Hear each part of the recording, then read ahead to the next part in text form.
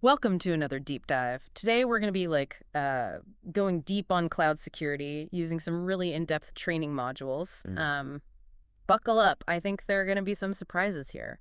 Yeah, cloud computing, it's easy to take it for granted these days. But the security side of it, it's pretty mind-blowing when you really think about it. Right. It's kind of this hidden world, holding up so much of our digital lives. We'll be looking at not just the basics, like what virtualization actually is, but also, those security blind spots it creates. Exactly, yeah. Just knowing the terms like IS or PENUS, it's not really enough. We need to think about like those inter VM attacks where like your traditional security tools can't even see them because the problem's all happening like inside that virtual world. That's a little creepy, to be honest. It makes you realize, old school security is having a hard time keeping up with the cloud. Yeah, for sure. And then there's like the performance side of it. Too many virtual machines on one system that can cause VM sprawl, and that affects like both how well it works and NDU security. Cloud providers, they have to be on top of that constantly. So they can't just wait for problems. They have to be proactive. How do they even do that? I'm thinking of the state machine model of security that the modules talked about, where security policies, they have to be updated all the time to match how the cloud's changing. Exactly, yeah. So to deal with like those instant-on gaps where a VM might connect, but it's got OLD security policies before any updates, one way is to use network access control or NAC. It's basically like a guard, only letting in the systems that are, healthy and updated. That makes sense. Like a digital bouncer, only the VMs with the right, configuration get in. But where do I fit into all this? The modules talked about a shared responsibility model. Does that mean I don't have to worry about security if I'm just using a cloud service? Well, not exactly. It is shared, but like how much responsibility you have, that depends on which service model you're using.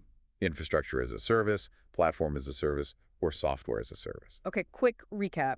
IS is I'm renting the raw materials, Pesos gives me more tools already set up, and Sauce is here's the finished product, just use it. Yeah, that's a good way to put it. The more the provider manages, the less you have to worry about security directly. But there's a trade-off. The easier it is to use, the bigger the risk of what we call vendor lock-in. That sounds scary. Is it really that bad? Imagine building your house, but on land you're renting. That's what using, those proprietary cloud technologies can feel like. You're all in, but you don't control the foundation. Open standards are key there because they let you switch providers if you need to. So it's like avoiding those digital handcuffs. Got it. But let's say I found a provider I trust and I'm all in on the cloud. What are some of the biggest data security pitfalls I should be aware of? The data security lifecycle, you've got to understand that. Protection needs to be built in from the start, from creation and storage to sharing, archiving, even deleting it. Because just deleting a file, that doesn't mean the data is really gone from the provider's systems. That's where crypto shredding comes in, right? The modules mention that. It's like making data disappear for real. But what are the limits? Can you do it to AN type of data? And is it really foolproof, or is there a way to unshred it somehow? Those are really good questions. And you're right, even with the cloud, physical security still matters. Those data centers, they're like fortresses. Way more protection than you'd think. I'm picturing those high-tech rooms, temperature controlled with guards and fingerprint scanners. But I also remember reading about this doctor's office, super careful about IPA, all the digital rules, but they're offsite backups. They were in the office manager's CR. So much digital security and then this basic physical flaw. That's a perfect example. The cloud is just someone else's computer somewhere, Yeah. still subject to, real world problems. You want to see your provider using those 4 Ds of security. Yeah. Deter, detect, delay, and deny. The 4 Ds. So deter unauthorized access, detect if something's off, delay any intruders, and then deny them entry. Like a layered defense, but for the physical stuff. But even with all that, isn't it still people who are the biggest risk? Oh, absolutely. Background checks on employees, making sure duties are separated, even mandatory vacations, all that helps reduce the risk of someone on the inside doing something bad. It's funny, in this age of AI and all that, it's still human behavior that's a big security factor. But let's move to the virtual side. Network security within the cloud. I'm curious about the tools those modules talked about. VLANs, TLS, and DNSSC. What makes them so important? They're all about protecting data when it's moving around, Think of them as safeguards for the internet highways where your data is traveling. DNSSC, for example, it helps prevent attacks that would like redirect you to a bad website. DNS that's the one that stops cache poisoning, right? Someone messes with the DNS records, so you end up on a fake site instead of the real one. Exactly. But DNSCC isn't perfect. What about like DNS tunneling? That's where they hide bad data within the DNS traffic itself. And how does DNSCC work with newer things like DNS over HTTPS? That encrypts the traffic, which is good for privacy, but it can make it harder to spot those hidden threats. Good point. It seems like every security solution brings new challenges, you know? It's a never-ending game. But before we go too deep there, we should talk about data and media standardization. Is that even possible in like a multi-tenant cloud where lots of organizations are sharing the same hardware?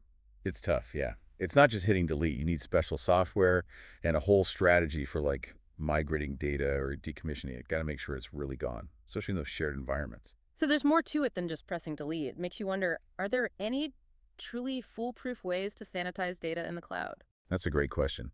And speaking of important things, we need to talk about building software securely right from the start when it's going to be in the cloud. The ideas of secure coding, those stay the same. But the cloud adds a whole new layer of stuff to think about. It's not just building a secure app, it's making sure security is a part of every step, the whole software development lifecycle. Right. Baking security in from the beginning, not just adding it on at the end. Exactly. Yeah. That's where tools like Stride come in. It's a framework for threat modeling. Stride. I remember that one. Spoofing, tampering, repudiation, information disclosure, denial of service, and elevation of privilege, like a checklist of things to watch out for while you're building software. But how well does Stride really work when the cloud is changing so fast and there are always new threats popping up? That's a valid concern. Stride gives us like a starting point, but we have to stay on top of things, always adapting. We talked about spoofing, like those fake Bank of America emails, right? Digital signatures can help with that, but what about new, trickier spoofing attacks that are specifically aimed at cloud services? That's kind of scary. Even the best security needs to be updated all the time just to keep up with the bad guys. Speaking of software security, how do we make sure those cloud applications aren't just secure, but also, robust and resilient? That's where testing comes in, both functional testing and non-functional.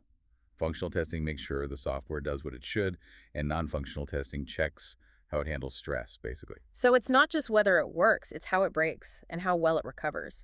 The modules talked about load testing and stress testing. Are those really necessary for like every cloud application? How much testing you do, that should match how critical the application is. For something like a financial system, you'd push it a lot harder than for a simple tool people use internally. But even for those less critical ones, knowing where they break can help you prevent problems later on. So having a solid testing strategy, that's a key part of building secure and resilient apps for the cloud. For sure. And remember, cloud security has a lot of different angles. We've only scratched the surface here. It is a lot to take in, but don't worry, we'll be back soon to dig into even more fascinating stuff about cloud security. You're right, it is a lot. Cloud security is a whole world. But hey, don't worry. You don't have to become like a cybersecurity guru overnight. That's good to hear. So where do we even start? What are like some practical things we can do to improve security without getting, totally overwhelmed? A good place to start is with like a strong security governance framework. Think of it as, the ground rules for how you're going to manage security in your cloud environment. Okay, so like the constitution for our little cloud kingdom. What are some of the like key parts of this framework? Well, you need clear policies, right? Procedures and who's responsible for what, all spelled out. Hmm. And those rules can't just exist on their own. They have to match up with, industry standards and regulations like HIBA for healthcare stuff or PCI DSS for payment card info. Makes sense. You don't want to mess with those regulations. Those fines can be huge. So besides setting up those ground rules, what are some other practical things we can do? Access control is super important. It's about limiting who can get to what and what they can do with it. Remember the principle of least privilege. Only give people the minimum access they need for their job. Like a velvet rope policy for my cloud data authorized personnel only. And I'm guessing multi-factor authentication is a must-have here, especially with how easy it is to, crack passwords these days. Absolutely. MFA is like that extra layer of protection, making it way harder to get to accounts, even if someone steals your password. But even with strong access controls, you still need regular security assessments and audits. So it's not a set it and forget it kind of thing. Cloud security, it's like a constant process, like a regular checkup for my cloud's health. Exactly. But technology isn't everything. Investing in security awareness training for your employees, that's huge. Humans are often the weakest link, right? So educating them about common threats, phishing scams, all that, it can make a huge difference. True, because even with the best tools, if someone clicks the wrong link or opens a bad attachment, boom, you're in trouble. Speaking of potential problems, what about data migration security? How do we keep sensitive information safe when we're moving it to the cloud? Encrypting your data before you move it, that's non-negotiable. It's like putting your data in an armored truck when you send it to the cloud. That way, even if someone intercepts it, they can't read it. So, encryption is key. Any other precautions we should take during data migration? Using secure transfer protocols like HTTPS or SFTP. That adds another layer of protection by encrypting the data while it's moving. And think about using a dedicated secure network connection for the transfer instead of public Wi-Fi. Public Wi-Fi is like sending a postcard with all your secrets on it. Got it. Secure transfer, secure storage protected every step of the way.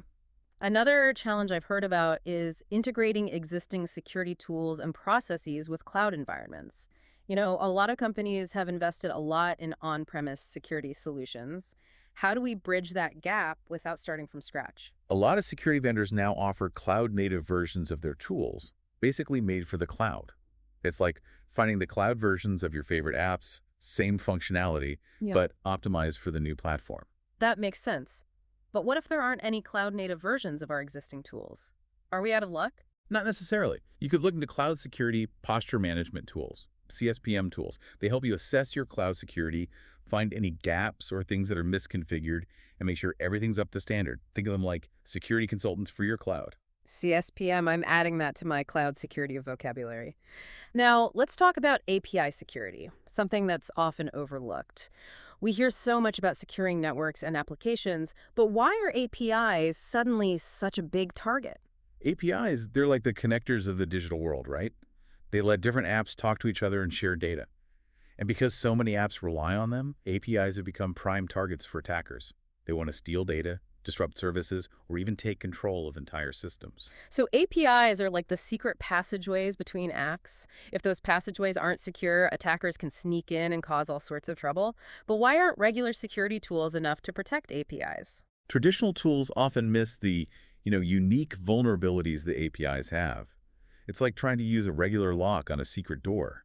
Might look secure, but someone who knows what they're doing can still get in. We need special tools and techniques specifically designed for API security. Okay, so what are some key things to keep in mind for securing APIs? Authentication and authorization are essential. You need to verify who's trying to access the API and whether they're allowed to access the data or functionality they're requesting. Not just anyone gets an invitation to the API party. What about protecting the data that's flowing through those APIs? Encryption's essential there, both when the data is in transit and when it's stored. Use strong encryption algorithms and secure key management, and your data will stay safe. But beyond that, regular testing and monitoring are crucial. So it's like having a security guard stationed at the API gate, always watching for suspicious activity. What kind of testing should we be doing? Automated security testing tools can help you find vulnerabilities. And manual penetration tests can simulate real-world attacks, basically probing for weaknesses.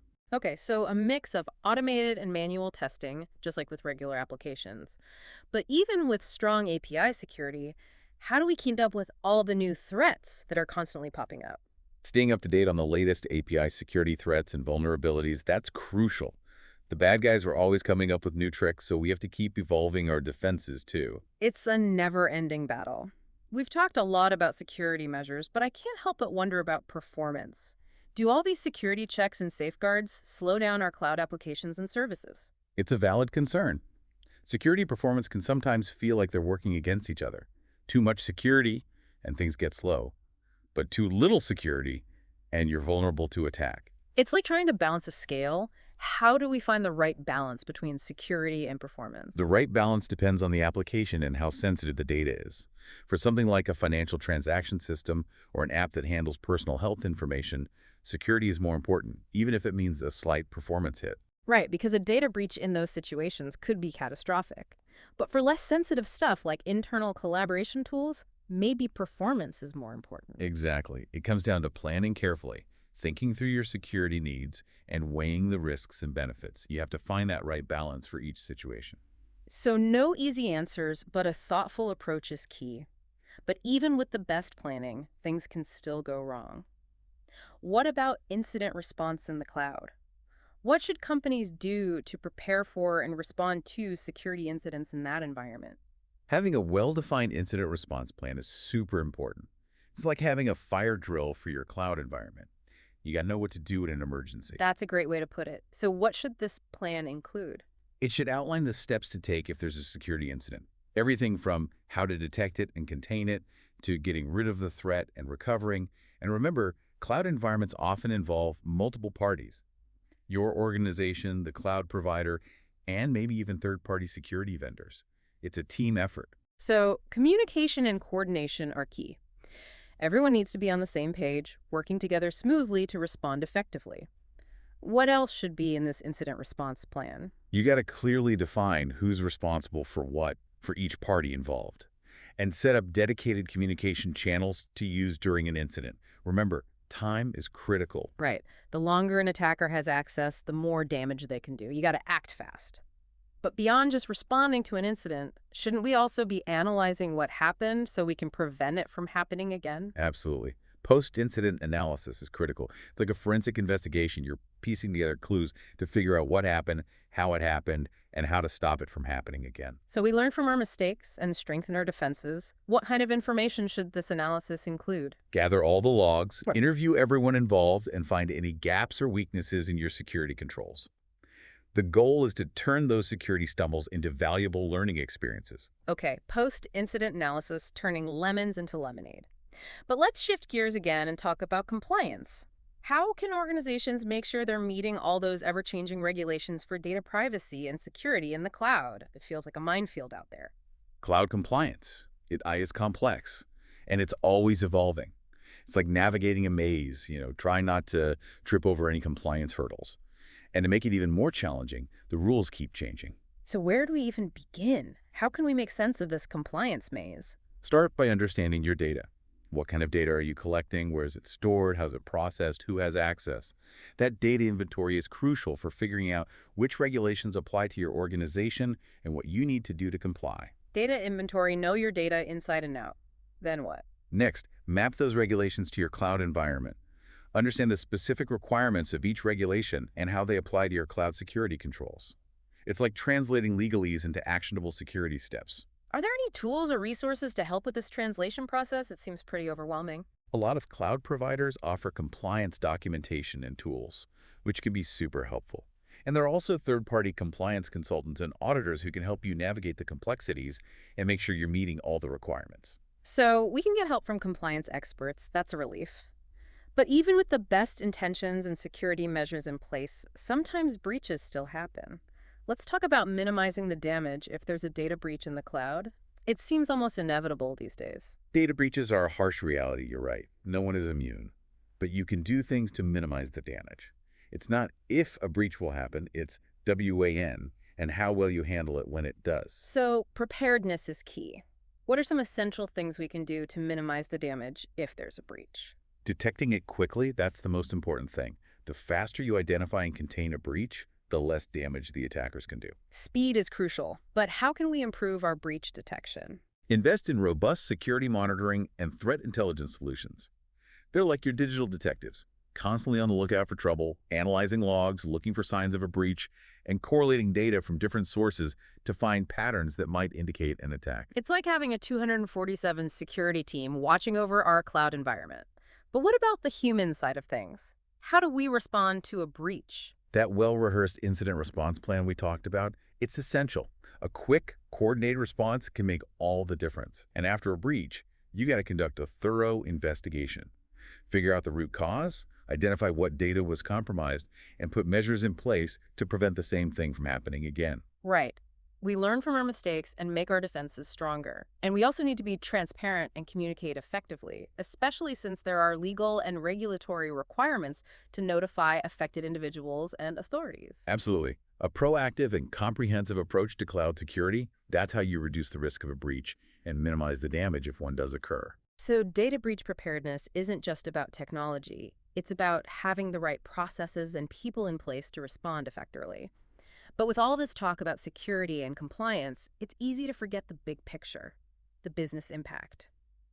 Why should organizations care about cloud security beyond just protecting their data? Cloud security isn't just about data protection, it's about protecting your entire business. A strong security posture builds trust with your customers and partners. These days, with everything being so data-driven, customers are really concerned about the safety and privacy of their information. And a data breach can really damage your reputation and that trust you've built, which means lost business and revenue. Exactly. And it's not just about avoiding the negative. Showing that you're committed to cloud security, that can actually be a competitive advantage. You'll attract customers who value data privacy and security. So cloud security becomes a way to stand out from the crowd. That's a powerful message. But beyond attracting customers, how else does a strong security posture benefit a business? It helps you reduce risks and avoid those costly fines and penalties that come with noncompliance. We've talked about high pay and PCI DSS. If you don't meet those requirements, it can hit your bottom line hard. It's not just about protecting data, it's about protecting your profits, too.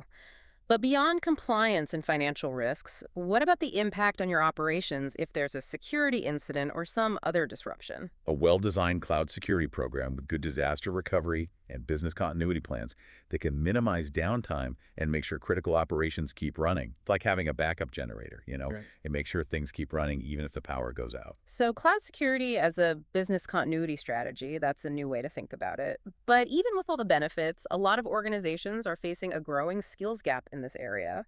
It's hard to find qualified cloud security professionals. How can we tackle that challenge? Investing in training and certification programs for your existing IT staff, that's a good start.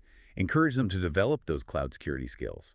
And think about hiring experienced cloud security pros to fill key roles, bringing in that outside expertise. So, it's about building a skilled and knowledgeable cloud security team. But beyond technical skills, what else is important for building a strong team? Collaboration and knowledge sharing are key. Encourage your team to go to industry events, network with other security professionals, and stay updated on the latest threats and best practices. Build the team, share the knowledge, stay ahead of the curve. That sounds like a winning formula for cloud security success.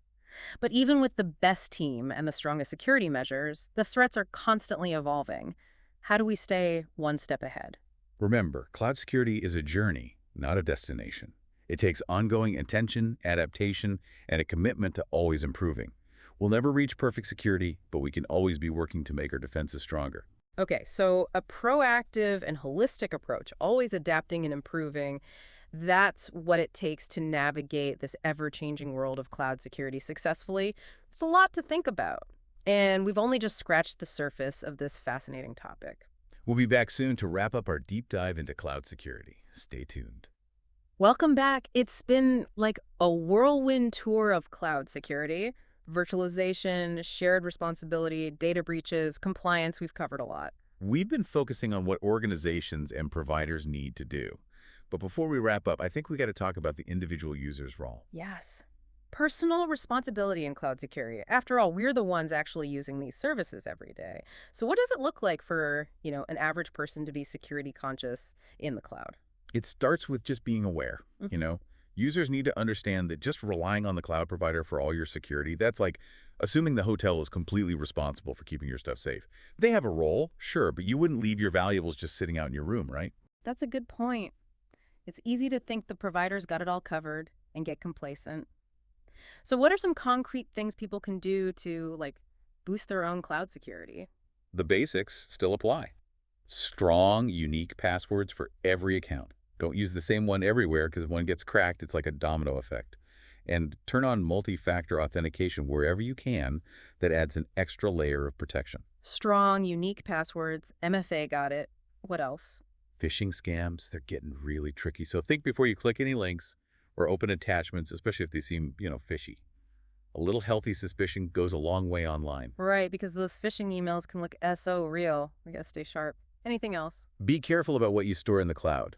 Avoid putting up like really sensitive stuff, financial details, ID documents, unless you absolutely have to key to. And if you do need to store that kind of data, choose services that offer strong encryption and security. It's like choosing a safe deposit box over leaving your valuables out in the open. So, awareness, strong passwords, MFA, cautious clicking, and smart storage choices. Great advice. And keep your devices and software updated. Those security updates, they often have patches for newly discovered problems, basically closing holes before the bad guys can get in. Right. An updated system is a safer system.